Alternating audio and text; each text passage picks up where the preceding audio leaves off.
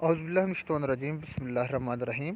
तो dear students, अब हम नाइन्थ क्लास के टेस्ट यूर सेल्फ 1.4 जिसमें जो है आपके कुछ चंद एक शॉर्ट क्वेश्चन जो हैं वो जो हमने लास्ट दो टॉपिक डिस्कस किए हैं, molecular formula and empirical formula, और उसके बाद molecular maths and formula maths, इनसे रिलेटेड कोई क्वेश्चन हैं वो हम डिस्कस करेंगे। तो इनमें से जो लर्निंग ऑब्जेक्टिव हैं, ये फॉलोइंग क्वेश्चंस आपसे 6 पूछे जाएंगे। What is the relationship between empirical formula and molecular formula या फार्मूला यूनिट। तो ये रिलेशनशिप क्या है एम्पेरिकल फार्मूला और फार्मूला यूनिट्स में। How you can differentiate between molecular formula and empirical formula. Identify the following formulas as formula और unit molecular formula. यानी कि आपसे पूछा जा सकता है कि ये जो है चंद एक फार्मूले दिए गए हैं, ये आपको फार्मूला यूनिट्स हैं या मॉलिक्यूलर फार्मूला हैं। H2O2 CH4 C6 H12O6 C12 H22O11 BaCO3 KBr। यानी कि इनमें से आपने चूज़ करने हैं कि फार्मूला यूनिट्स कौन कौन से हैं और मॉलिक्यूलर फार्मूलाज कौन कौन से हैं। उसके बाद आपसे नेक्स्ट क्वेश्चन पूछा जा सकता है कि what is empirical formula of acetic acid. Acetic acid CH3COOH है, इसका एम्पेरिकल फार्मूला क्या बनेगा। और इसके साथ साथ आपसे ये पूछा जा सकता है कि इसका आप मॉलिक्यूलर मास भी निकाल के बताएं कि मॉलिक्यूलर मास इसका कितना है।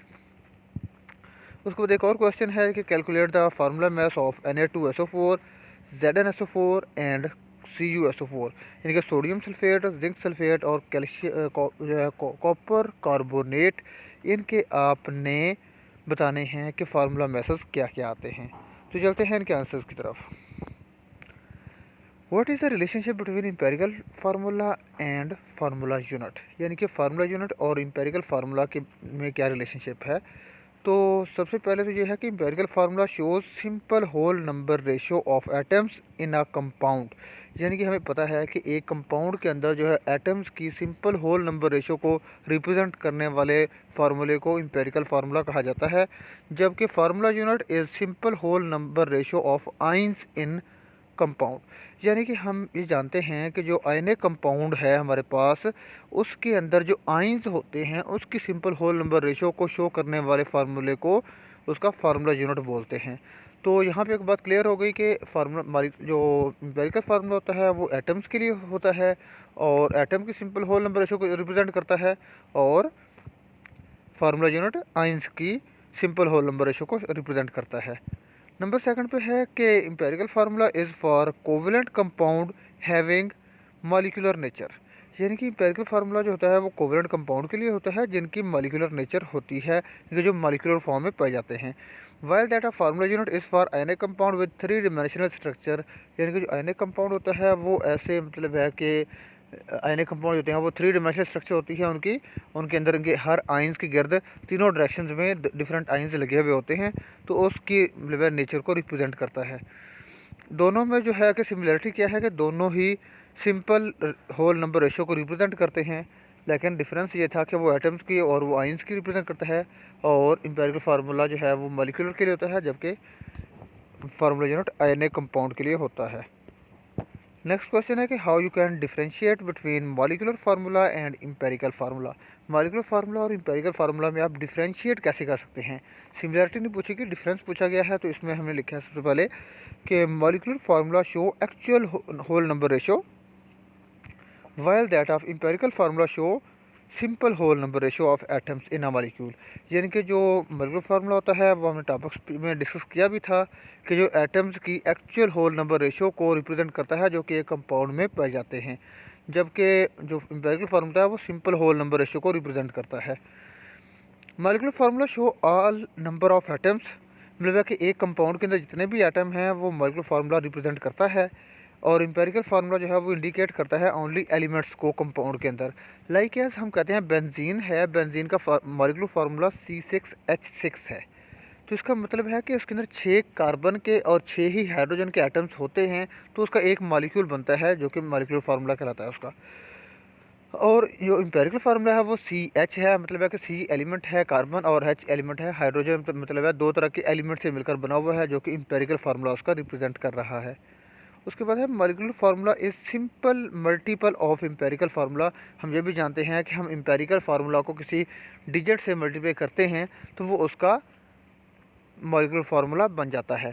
लाइक बेंजीन के लिए जो है 6 डिजिट था, तो हमने CH को 6 से मल्टीप्लाई किया तो C6H6 बन गया, जो कि उसका मॉलिक्यूलर फार्मूला है।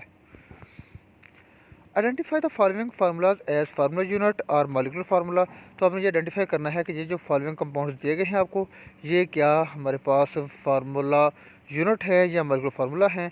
कौन कौन से हैं इसमें? सबसे पहले है जी H2O2, CH4, C6H12O6, C12H22O11 और BaCO3 हो गया, KBr हो गया। तो इसमें लिखा है कि जो फार्मूला यूनिट्स हैं वो दो हैं, BaCO3 और KBr। ये क्यों है उसके नीचे उसकी रीज़न बताई गई है, क्योंकि फार्मूला यूनिट होता है for ionic compound found by metals and non metal. यानी कि हम जानते हैं कि मेटल और जब नॉन मेटल्स आपस में मिलते हैं तो आयनिक कंपाउंड बनता है, और आयनिक कंपाउंड को फार्मूला यूनिट से रिप्रेजेंट किया जाता है। तो BaCO3 में बैरियम जो है मेटल है, कार्बोनेट जो आयन है वो नॉन मेटलिक होता है। पोटाशियम ब्रोमाइड में पोटाशियम मेटल है और ब्रोमाइड नॉन मेटल है। इस वजह से ये बना हमारे पास फार्मूला यूनिट।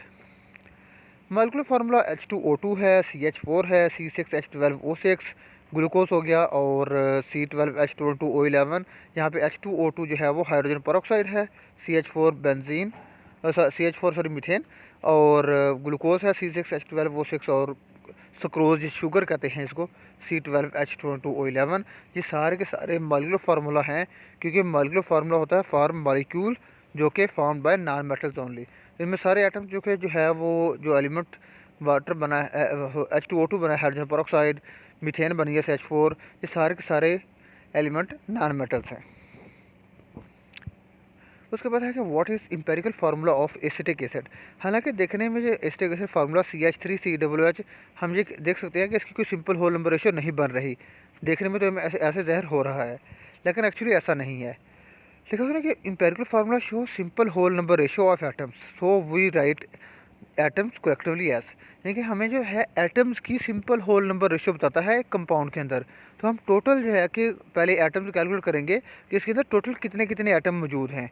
तो चूँकि CH3COOH के अंदर 2 C हैं, H के 4 हैं और 2 ऑक्सीजन के एटम हैं, तो इसको हम इस तरह भी लिख सकते हैं C2H4O2, जो कि इसका मॉलिक्यूलर फार्मूला इस तरह भी कलेक्टिवली लिखा जा सकता है।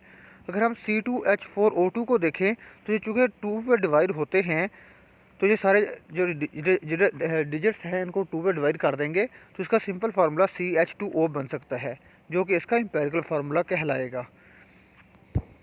तो उसके बाद साथ में ये भी क्वेश्चन था कि find out it's molecular mass, कि ये CH3COOH इनके C2H4O2 का आपने निकालना है मॉलिक्यूलर मास।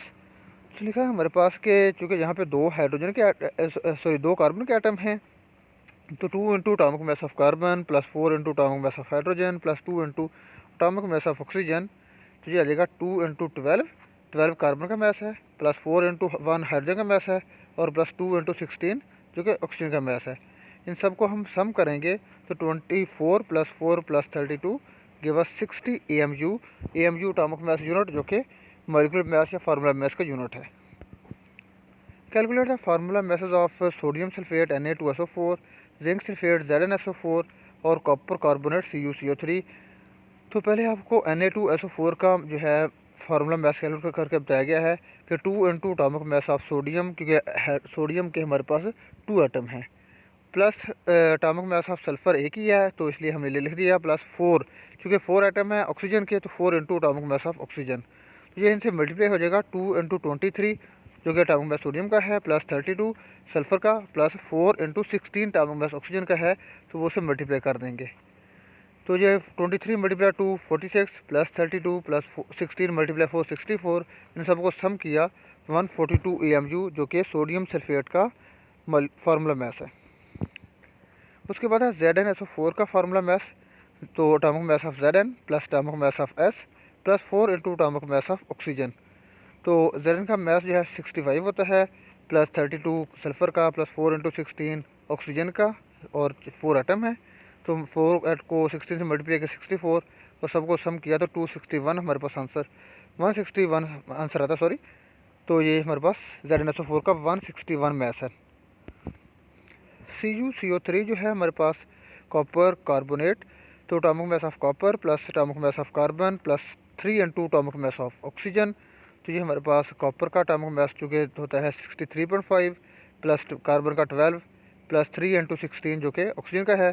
सबको सम करेंगे तो ये 123.5 AMU आ जाएगा, जो कि कॉपर कार्बोनेट का हमारे पास फार्मूला मास है। तो ये था हमारा आज का टॉपिक। नेक्स्ट टॉपिक इंशाल्लाह केमिकल स्पीशीज़, जिसमें हम आयंस, कैटाइन, एनाइन वगैरह को डिस्कस करेंगे। Thank you. अल्लाह हाफ़िज़।